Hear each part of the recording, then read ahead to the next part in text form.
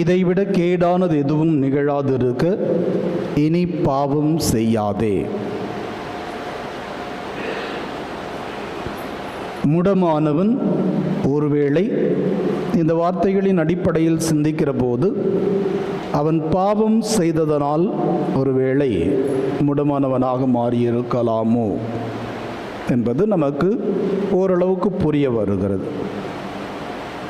பாவம் செய்வதன் வழியாக ஒரு மனிதனின் வாழ்வு நிலையில் நிறைய சறுக்கல்களோ நிறைய தடங்கல்களோ வருகிறது என்பது நிதர்சனமான உண்மை.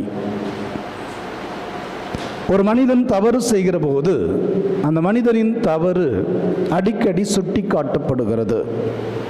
அப்படி சுட்டிக்காட்டப்படுகின்ற போது மனிதனின் செயல்பாடுகளின் தன்மை குறைய ஆரம்பிக்கிறது. தவறுகள் எந்த அளவுக்கு சுட்டிக்காட்டப்படுகிறதோ அந்த அளவுக்கு மனிதனின் செயல்திறன் குறைகிறது.